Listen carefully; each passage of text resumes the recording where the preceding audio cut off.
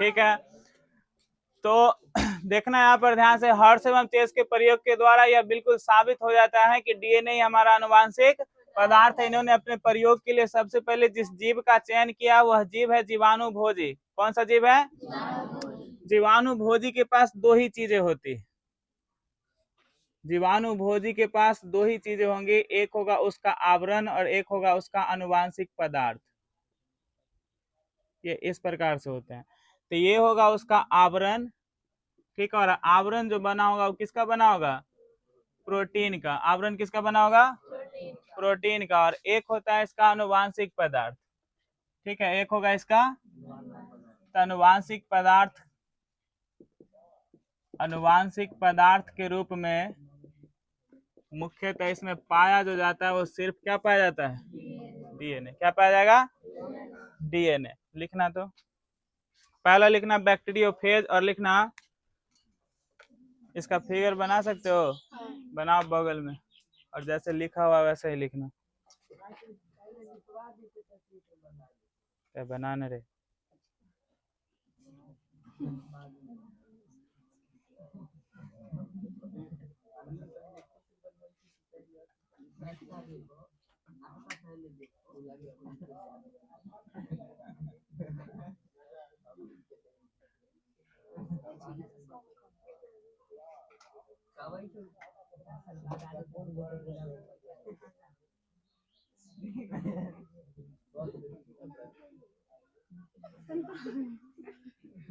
बना लिया?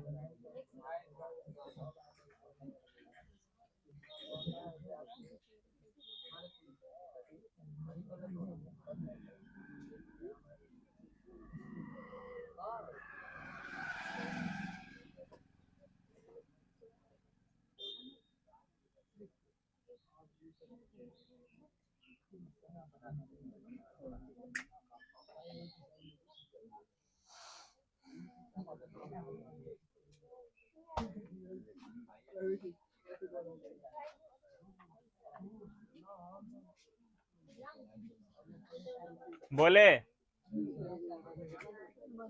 लिखो,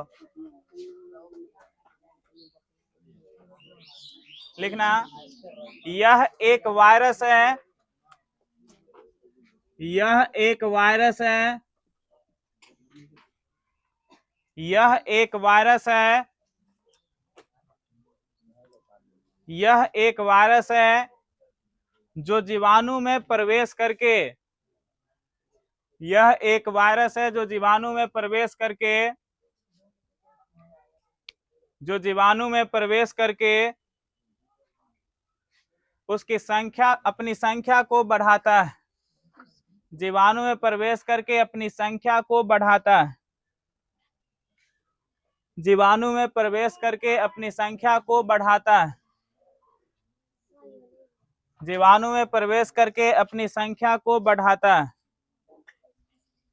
अपनी संख्या को बढ़ाता है। नेक्स्ट पॉइंट में लिखना, इसमें दो ही आवरण होते हैं,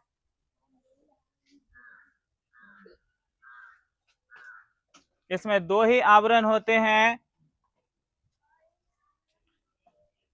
इसमें दो ही आवरण होते हैं, इसमें दो ही आवरण होते हैं, इसमें दो ही आवरण होते हैं, एक प्रोटीन, एक प्रोटीन, एक प्रोटीन तथा दूसरा डीएनए, एक प्रोटीन तथा दूसरा डीएनए, एक प्रोटीन तथा दूसरा डीएनए। नेक्स्ट पॉइंट में लिखना, इसका भार और घनत्व दोनों ही कम होता है, इसका भार और घनत्व दोनों ही कम होता है, इसका भार और घनत्व दोनों ही कम होता है, इसका भार और घनत्व दोनों ही कम होता है, इसका भार और घनत्व दोनों ही कम होता है।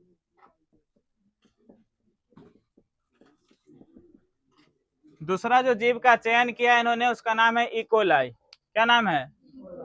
इकोलाई नाम है। दूसरा लिखो इकोलाई। ई कोलाई को बोलते हैं एस्चेरिचिया कोलाई, बताए होंगे।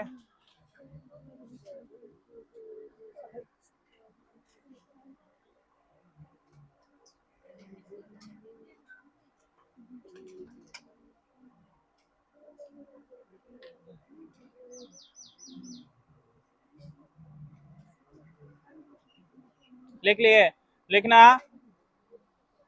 यह एक वायरस है, सॉरी, यह एक जीवाणु है, यह एक जीवाणु है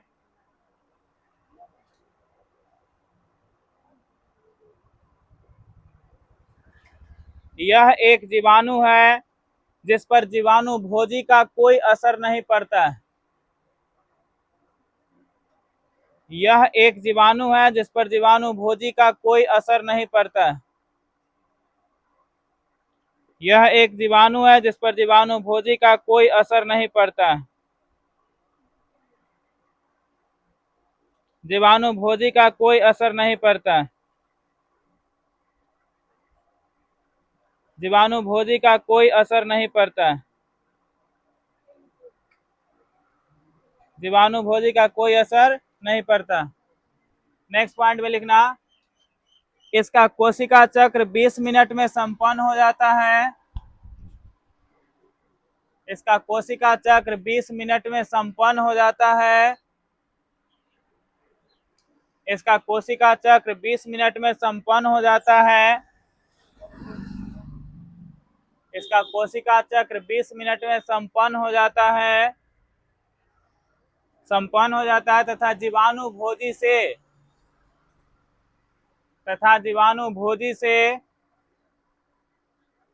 जीवाणु भोजी से भार और घनत्व में अधिक होता है। भार और घनत्व में अधिक होता है। भार और घनत्व में अधिक होता है।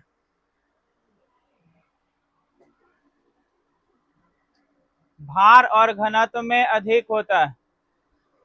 ठीक है, तो यहाँ तक सिर्फ एक ही बात समझना, अभी तक हमने कोई प्रयोग नहीं किया है, सिर्फ एक प्रयोग को पढ़ रहे हैं, हर्ष एवं चेस का प्रयोग। और हर्ष एवं चेस ने अपने प्रयोग के लिए जिन वस्तुओं का चयन किया, सिर्फ उसके बारे में जानना चाह रहे हैं। तो पहला जो जीव का चयन किया उसका नाम क्या है? जीवाणु भोजी की कुछ खासियत ये है कि उसमें एक आवरण है और एक अनुवांशिक पदार्थ है। ठीक है, एक आवरण है और दूसरा आवरण जो है वो प्रोटीन का बना है। आवरण किसका बना है? अनुवांशिक पदार्थ सिर्फ डीएनए है। अनुवांशिक पदार्थ, इसका एक और गुण ये है कि कोई भी बैक्टीरिया में घुसकर यह अपनी संख्या बहुत ज्यादा बढ़ा देता है। यह अपनी संख्या बहुत बढ़ा देता है। और इकोलाई जो है एक प्रकार का बैक्टीरिया ही है। इकोलाई क्या है? एक प्रकार का बैक्टीरिया है। और इसका गुण क्या था कि बैक्टीरिया में घुसेगा और उसकी संख्या, अपनी संख्या को, लेकिन इकोलाई एक ऐसा बैक्टीरिया है जिस पर जीवाणु भोजी का कोई असर नहीं पड़ता है। कोई असर।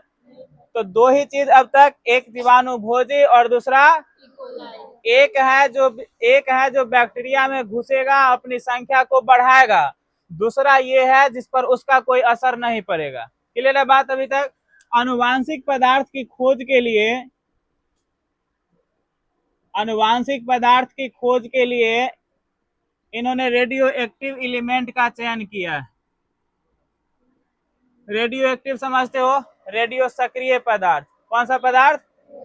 रेडियो सक्रिय पदार्थ क्या होता है? रेडियो सक्रिय पदार्थ होता है एक सिग्नल की तरह काम करेगा। जैसे मान लो कि तुम्हारे शरीर में अगर हम लगा दिए कोई रेडियो सक्रिय पदार्थ, तो तुम कहाँ कहाँ जाओगे, ये सारा बात हमको पता चलेगा। ठीक है, ये सारी बातें हमको पता चलेगा। तो इसमें जो आवरण है प्रोटीन का, जीवाणु भोजी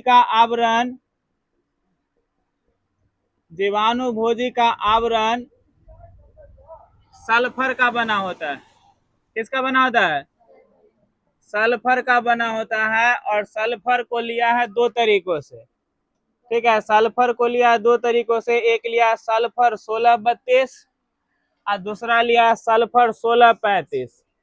एक सल्फर 1632 है और दूसरा सल्फर 1635 है। जीवाणु भोजी का जो अनुवांशिक पदार्थ है, जीवाणु भोजी का अनुवांशिक पदार्थ जो है, अनुवांशिक पदार्थ किसका बना है? फास्फोरस का। किसका बना है? फास्फोरस का बना है। फास्फोरस का भी उन्होंने दो चयन किया है। एक फास्फोरस है जो सल्फर 15 फास्फोरस 1530 है तथा फास्फोरस 1532 है। ठीक है, इसमें ये नॉर्मल है, ये रेडियो एक्टिव है। ठीक है, इसमें ये नॉर्मल है और ये वाला, इसमें ये वाला नॉर्मल है और ये वाला रेडियो एक्टिव है। रेडियो एक्टिव का क्या मतलब है कि ये जहां भी जाएगा पता चलता रहेगा कि कहाँ कहाँ गया है। रेडियो एक्टिव यहाँ पर फास्फोरस ये है तो ये कहीं भी जाएगा तो ये पता चल जाएगा। ध्यान से देखते रहना। ये पूरा एक्सपेरिमेंट अब शुरू करते हैं और थोड़ा सा डिफिकल्ट है, इसको पहला दोनों के मुताबिक समझना। ध्यान से अगर देखें तो समझ में आ जाएगा कि क्या क्या किया गया है। अभी तक हमने बस इतना किया है कि हर्ष एवं चेस के प्रयोग को देख रहे हैं और उस हर्ष एवं चेस के प्रयोग में हमने बस इस बात को जाना है कि हर्ष एवं चेस ने अपने प्रयोग के लिए दो जीवों का चयन किया है। क्या वो जीव? एक तो है जीवाणु भोजी। एक क्या है? जीवाणु भोजी एक प्रकार का वायरस है। क्या है? वायरस है और यह किसी भी बैक्टीरिया में घुस करके अपनी संख्या को बढ़ाएगा। लेकिन दूसरा जीव एक ऐसा ले लिया है जो बैक्टीरिया ही है लेकिन उस पर जीवाणु भोजी का कोई असर नहीं पड़ेगा। एक और चीज इन्होंने किया है कि इसमें जो आवरण है, यह आवरण जो है वो सल्फर का बना है। किसका बना है? सल्फर का बना है और इसका अनुवांशिक पदार्थ में क्या है? फास्फोरस। अनुवांशिक पदार्थ में, तो जो आवरण में है वो अनुवांशिक पदार्थ में नहीं है और जो अनुवांशिक पदार्थ में है वो आवरण में नहीं है। कहने का मतलब सल्फर जो है वो डीएनए में नहीं है और डीएनए का फास्फोरस जो है वो आवरण के प्रोटीन में नहीं है। ठीक है, अब क्या किया इन्होंने? एक संवर्धन प्लेट लिया है। जाओ जाओ जाओ,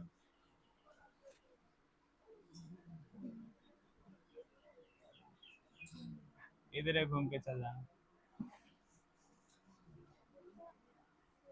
ठीक है, ध्यान से देखना आगे। एक संवर्धन प्लेट लिया है हर्ष एवं चेस ने। हर्ष एवं चेस ने एक संवर्धन प्लेट लिया है और इस संवर्धन प्लेट में डाल दिया है पहले सल्फर 1635 को। ये क्या है बताओ? रेडियो एक्टिव है। क्या है? सल्फर 1635 वाला क्या था? यह कैसा था? सामान्य। ये कैसा था? तो रेडियो एक्टिव के आगे हम आर लगा देंगे। ठीक है, रेडियो एक्टिव के आगे हम आगे से आर लिख देंगे, समझ जाना। इसमें रेडियो एक्टिव ये है और ये वाला सामान्य है। ये वाला और फास्फोरस डीएनए बनाने के लिए क्या किया है कि इन्होंने नॉर्मल फास्फोरस को रखा 1530।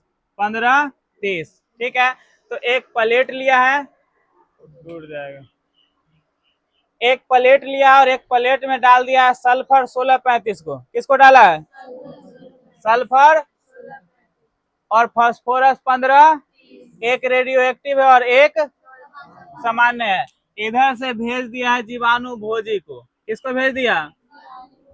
जीवाणु भोजी को भेज दिया और कहा कि जाके खाओ। तो जैसा खाएगा वैसे ही बनेगा, जैसा खाएगा वैसा ही बनेगा। तो इसके फलस्वरूप जीवाणु भोजी जब खा लिया उन सभी चीजों को, इसके फलस्वरूप जो जीवाणु भोजी बना है,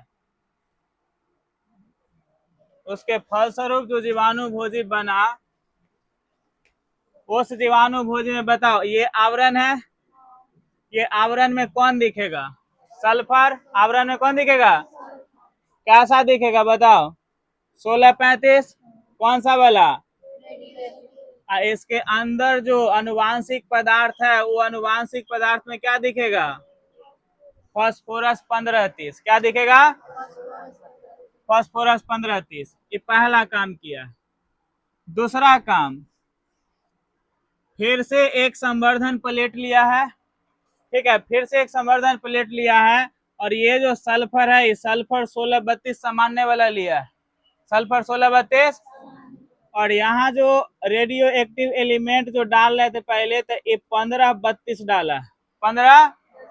तो एक बार आवरण के लिए रेडियो एक्टिव दिया है और एक बार अनुवांशिक पदार्थ के लिए रेडियो एक्टिव दिया है, और फिर से इधर से भेज दिया है किसको, जीवाणु भोजी को फिर से भेज दिया है। तो अब बताओ खा पी के जो जीवाणु भोजी बनेगा वो कैसा बनेगा, आवरण किसका होगा बोलो, नॉर्मल, और इसका अनुवांशिक पदार्थ 15-32 कैसा बनेगा, रेडियो एक्टिव। तो ये एक्सपेरिमेंट का पहला चरण था। एक्सपेरिमेंट का क्या किया है कि एक प्लेट लिया है, इस प्लेट का नाम होता है संवर्धन प्लेट। क्या नाम होता है, इसमें एक बार उन्होंने सल्फर 1635 को डाला है जो एक रेडियो एक्टिव एलिमेंट है। कैसा एलिमेंट है, और नॉर्मल डाला है फास्फोरस को, 15-30 नॉर्मल होता है, और इसमें भेज दिया जीवाणु भोजी को खाने के लिए। तो जीवाणु भोजी खा के जो बना है तो उसका आवरण जो है 1635 रेडियो एक्टिव है, और इसका जो अनुवांशिक पदार्थ है वो 15-30 सामान्य है। ठीक है, फिर से एक संवर्धन प्लेट लिया है और वहां वाला कंडीशन को रिवर्स कर दिया है। पहले रेडियो एक्टिव देते थे आवरण के लिए, अब दिया है कौन सा, नॉर्मल, और अनुवांशिक पदार्थ के लिए क्या लगा दिया है, रेडियो एक्टिव लगा दिया है। अब पहला वाला के कहानी आगे समझना। पहला एक्सपेरिमेंट को क्या किया है कि इस वाले जीवाणु भोजी को लेकर के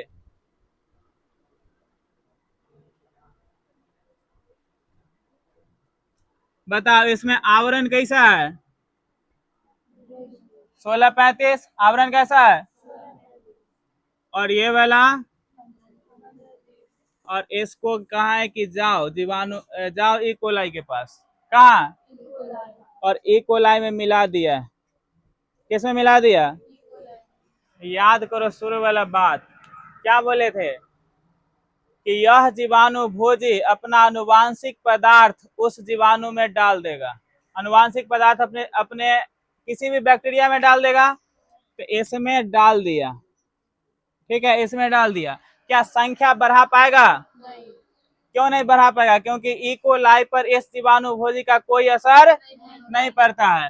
फिर इन दोनों को किया गया अपकेंद्रीकरण। क्या किया गया, अपकेंद्रीकरण कहने का मतलब था घुमाना, दोनों को एक चीज में बंद करके खूब घुमाया गया। ठीक है, बहुत देर तक घुमाया गया, और इस जाड़ में ये पता चला कि एक पदार्थ नीचे है और एक पदार्थ कहाँ है, ऊपर। फिर याद करो जीवाणु भोजी के बारे में हम क्या लिखा है कि जीवाणु भोजी हल्का है।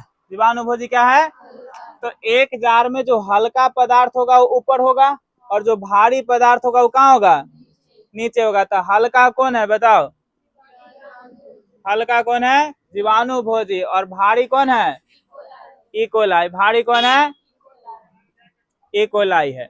हमने रेडियो एक्टिव एलिमेंट डाला क्यों था, क्योंकि हमें पता चले कि वह गया कहाँ है। बताओ इसमें रेडियो एक्टिव कौन है, सल्फर 1635, सल्फर 1635 ऊपर में दिख गया।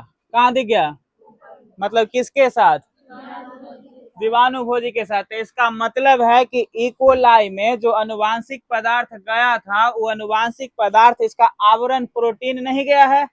प्रोटीन जाता तो यह वाला जो रेडियो एक्टिव एलिमेंट था वो कहाँ दिखता, नीचे दिखता। रेडियो एक्टिव एलिमेंट लगाया ही क्यों गया था, क्योंकि वह कहाँ जाएगा इस बात का पता हमको चल सके। अब रेडियो एक्टिव एलिमेंट जब अगर लगा भी दिया है तो वो जा भी रहा है अपकेंद्रीकरण के बाद, तो कहाँ है, ऊपर में। ऊपर में कौन है, और जीवाणु भोजी के पास ही रह गया कौन, सल्फर 1635। सल्फर 1635 है क्या, आवरण। सल्फर 1635 क्या है, और आवरण किसका है, आवरण किसका है, आवरण किसका, तो प्रोटीन गया इकोलाई में, अनुवांशिक पदार्थ के रूप में प्रोटीन गया, नहीं गया। दूसरा एक्सपेरिमेंट, ये जो यहाँ पर बना है जीवाणु भोजी, यह जो बना है इसमें ध्यान से देखो, सल्फर वाला आवरण जो है नॉर्मल है, यह जो डीएनए है अनुवांशिक पदार्थ है, यह रेडियो सक्रिय है। तो अब अगर ई जाएगा तो पता चल जाना चाहिए। तो इसको फिर से मिला दिया किसके साथ, ई कोलाई के साथ मिला दिया, अपकेंद्रीकरण किया। तो फिर से बताओ ऊपर में कौन मिलेगा, जीवाणु भोजी। ऊपर में कौन मिलेगा, क्यों ऊपर में मिलेगा, क्योंकि वो हल्का है। क्योंकि वो, नीचे में कौन मिलेगा, ई कोलाई नीचे में, क्यों, क्योंकि वो भारी है। और जब अपकेंद्रीकरण किया गया फिर से और अपकेंद्रीकरण किया गया तो यहाँ पर कोई रेडियो एक्टिव नहीं दिखा। यहाँ पर कोई रेडियो एक्टिव कौन था? इससे बनता कौन था? डीएनए। क्या बनता था? और यहाँ पर दिखा डीएनए फास्फोरस 1532 किसके पास दिखा? ई कोलाई के पास दिखा। अब बताओ क्या यहाँ से प्रोटीन गया था? लेकिन इस प्रयोग के बाद क्या पता चला कि यह जीवाणु भोजी जो है अपना आनुवांशिक पदार्थ जब डाला होगा इसके अंदर गया होगा तो वह डीएनए ही गया। कौन गया है? गया है तब ना दिखा है। अगर नहीं जाता तो दिखता। रेडियो एक्टिव लगाया क्यों था? देखने के लिए। रेडियो एक्टिव एक बार शुरू से ध्यान से समझो, एक बार शुरू से ध्यान से समझना। थोड़ा सा कठिन है इस नियम को समझना लेकिन समझ सकते हो। जैसे दूसरे नियम को मैकलॉड मैकार्टी वाला को 4 बार में समझा था, इसको समझने के लिए कम से कम थोड़ा 6 बार बताना पड़ेगा। फिर से समझो। नाम क्या है वैज्ञानिक का? हर्ष एवं क्या कोशिश कर रहे हैं? हर्ष एवं चेस अनुवांशिक पदार्थ नहीं खोज रहे हैं। हर्ष एवं चेस यह कोशिश कर रहे हैं कि डीएनए ही हमारा अनुवांशिक पदार्थ है, इसको सत्यापित करने की कोशिश कर रहे हैं। ठीक है, जब डीएनए अनुवांशिक पदार्थ है हमारा, इस चीज का सत्यापन करने की कोशिश कर रहे हैं हर्ष एवं चेस, तो इसके प्रयोग के लिए उन्होंने 2 जीव का चयन किया। क्या वो जीव? एक जीवाणु भोजी, एक जीवाणु भोजी क्या है? जीवाणु है। जीवाणु भोजी क्या है? सॉरी विषाणु। क्या है? विषाणु को अंग्रेजी में बोलते हैं वायरस। विषाणु को अंग्रेजी में तो एक ऐसा वायरस है जो अपना आनुवांशिक पदार्थ किसी बैक्टीरिया में डाल करके अपनी संख्या को बढ़ा देता है। ठीक है, इसका भार कम होता है और इसका घनत्व। तो ये 3 पॉइंट याद रखना। जीवाणु भोजी से क्या पॉइंट? पहला, इसका आवरण है। आवरण किसका बना है? प्रोटीन का। आवरण किसका? आनुवांशिक पदार्थ के रूप में सिर्फ डीएनए। आनुवांशिक पदार्थ के रूप में। तो कहानी यहाँ पर सिर्फ प्रोटीन और डीएनए की है। प्रोटीन और डीएनए की है।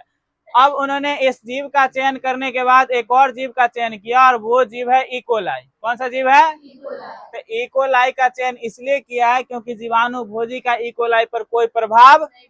सबसे कठिन है तुम्हारे लिए यहाँ पर ये समझना सल्फर 1632 और सल्फर 1635 वाली कहानी।